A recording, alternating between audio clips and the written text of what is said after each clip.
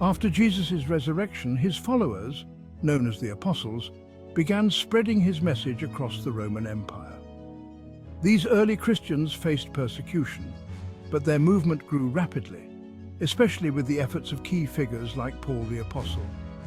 Paul's missionary journeys helped establish Christian communities across the Mediterranean, from modern-day Turkey to Greece and Italy. As Christianity spread, it began to develop its own identity, separate from Judaism. The New Testament was written chronicling the life of Jesus and the teachings of his apostles.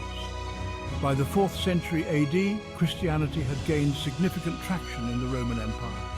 The turning point came in 313 AD when Emperor Constantine issued the Edict of Milan, legalizing Christianity.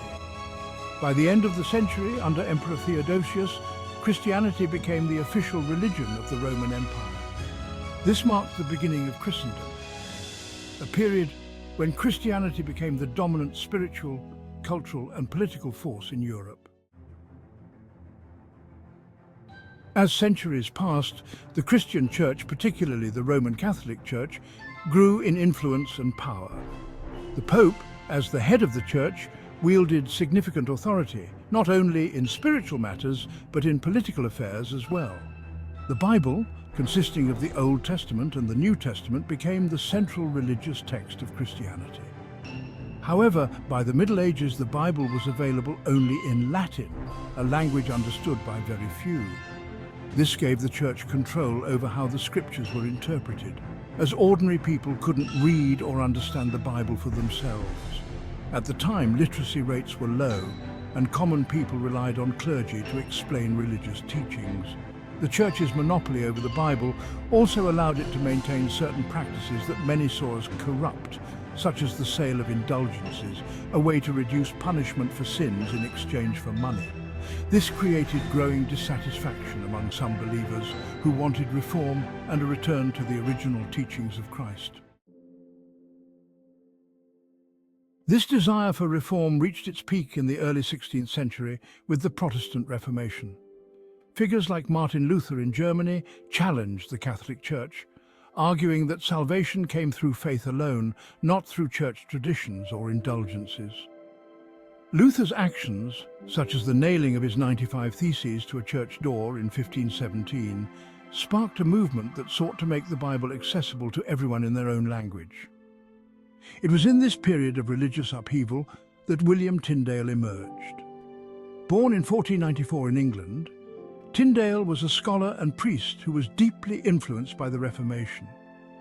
He shared the belief that the Bible should be available to all people, not just the clergy, and he felt that the only way for this to happen was to translate the Bible into English. But this was no easy task. At the time, translating the Bible into English without the Church's approval was considered heresy, a crime punishable by death. The Catholic Church feared that allowing ordinary people to read the Bible for themselves would lead to chaos and misinterpretation, threatening the Church's authority. Despite these dangers, Tyndale was determined. Fluent in Hebrew and Greek, he wanted to translate the Bible directly from its original languages rather than relying on the Latin Vulgate, the official version used by the Church. In 1524, Tyndale fled England and travelled to Germany, where he began his translation work in secret. By 1526, Tyndale had completed his English translation of the New Testament.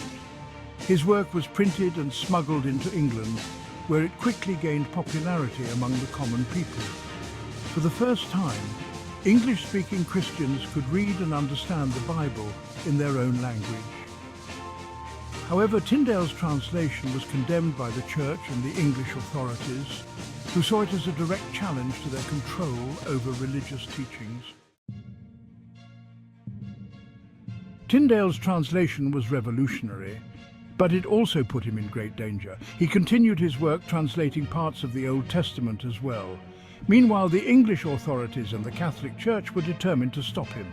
In 1535, Tyndale was betrayed by a close associate, arrested in Belgium and imprisoned. After spending over a year in prison, Tyndale was convicted of heresy. In October 1536, he was executed, strangled, and then burned at the stake. His last words were reportedly, "Lord, open the King of England's eyes." Though Tyndale's life was cut short, his work lived on. His translation of the Bible formed the basis for future English translations, including the famous King James Version of 1611. Just a few years after Tyndale's death, King Henry VIII authorized an English Bible which drew heavily from Tyndale's translation. Tyndale's legacy goes beyond his translation work. He played a crucial role in making the Bible accessible to ordinary people, challenging the Church's authority and advancing religious freedom. His efforts also had a profound impact on the English language, with many phrases from his translation still in use today. William Tyndale's story is one of courage, conviction, and sacrifice. His determination to provide access to the scriptures in English cost him his life, but his work helped shape the course of religious history in Europe. Through his translation, Tyndale brought the Bible to the people and laid the groundwork for the religious reforms that followed. Tyndale's contribution to the Reformation and to the English language is undeniable, and his legacy continues to inspire those who seek truth and freedom in their faith.